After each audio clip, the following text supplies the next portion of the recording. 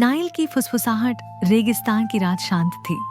आसमान तारे बिखेर रहा था और ठंडी हवा रेत को धीरे धीरे हिला रही थी। दूर क्षितिज पर पिरामिड खड़े थे, समय के प्रहरी, जो सदियों से अपने भीतर रहस्य छिपाए हुए थे। और उनके बीच से बह रही थी नाइल, चांद की रोशनी में चमकती हुई, मानो चांदी की पट्टी धरती पर बिछी हो।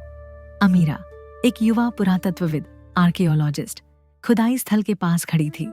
बाकी शोधकर्ताओं से अलग उसका इस धरती से व्यक्तिगत रिश्ता था। उसके दादा एक गाइड थे जो उसे अक्सर फराओ की फुसफुसाहट की कहानियां सुनाया करते। एक ऐसी गुप्त कक्ष की दास्तान जो सिर्फ समय नहीं बल्कि स्मृति की रक्षा करता था। वो कहते थे, नाइल बोलती है मेरी बच्ची, पर सुन पाते वही है जो दिल से सुने। सालों बाद अमीरा अब उसी मिट्टी पर खड़ी थी जहां उसे विश्वास था कि दादा की कहानियां हकीकत बन सकती हैं। खुदाई में उन्हें कुछ अजीब हायरोग्लाइफ्स मिले थे। वे साधारण शिलालेख नहीं थे, बल्कि एक पहेली सी कविता। नदी के शाश्वत गीत के नीचे वो कक्ष है जहां समय ठहरा है। बाज का पीछा करो, रात पर भरोसा रखो, फुसफुसाहट दिखाएगी तुम्हें प्रकाश। टीम ने इसे सजावटी लेख मानकर नजरअंदाज कर दिया, लेकिन अमीरा के दिल की धड़कन तेज हो गई। उसके दादा की बातें गूंज उठीं। नाइल बोलती है, अगली रात जब सब आराम कर रहे थे, अमीरा अकेली निकल पड़ी, हाथ में लालटेन और नोटबुक, दिल में साहस। वो नदी के किनारे पहुंची। अचानक आसमान में बाज की चीख सुनाई दी। उसने ऊपर देखा, एक बाज उड़ता हुआ पूरब की ओर जा रहा था। बाज का पीछा करो। वो उसके पीछे चली और नदी के किनारे एक पुराने जामुन जैसे वृक्ष साइकमोर तक पहुंची। उसकी जड़ों के नीचे आधा दबा हुआ पत्थर था। उस पर सितारों और लहरों के चिन्ह खुदे हुए थे। अमीरा ने उसे खिसकाया और नीचे अंधेरे में उतरती सीढ़ियां खुल गईं।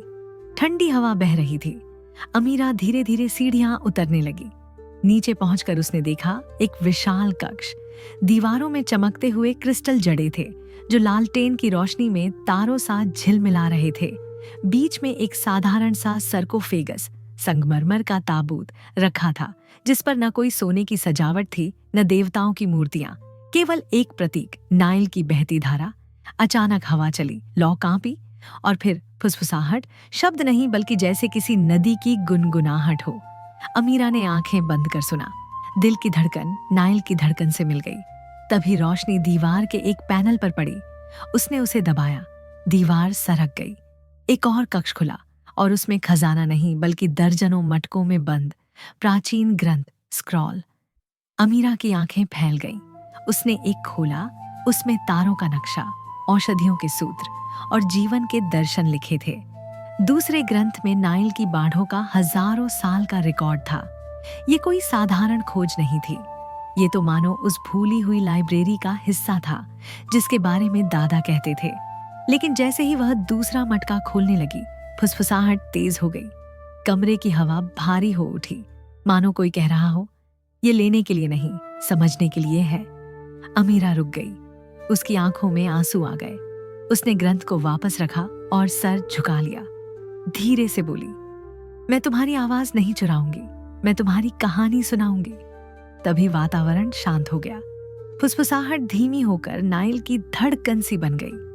अमीरा ने बाहर निकलते हुए पेड़ पर एक छोटा सा निशान बना दिया, बाज का पंख, ताकि आने वाली पीढ़ियां जान सकें कि यहीं से सफर शुरू होता है। सुबह की पहली किरणों ने पिरामिडों को सुनहरा बना दिया। अमीरा के दिल में एक नया प्रकाश था। उसने कुछ भी नहीं उठाया, पर सब कुछ पा लिया था। सालों बाद अमीरा एक प्रसिद्ध इतिहासकार बनी। लोग उसे सोने या मूर्तियों की खोज के लिए नहीं, बल्कि कहानियां सुनाने के लिए जानते थे। वो कहती, मिस्र खंडहर नहीं है, वो एक जीवित स्मृति है, नाइल की, रेगिस्तान की और फुसफुसाहट की। और हर बार जब वो शाम को नाइल के किनारे बैठती तो कभी कभी उसे आज भी सुनाई देता, नदी की शाश्वत फुसफुसाहट।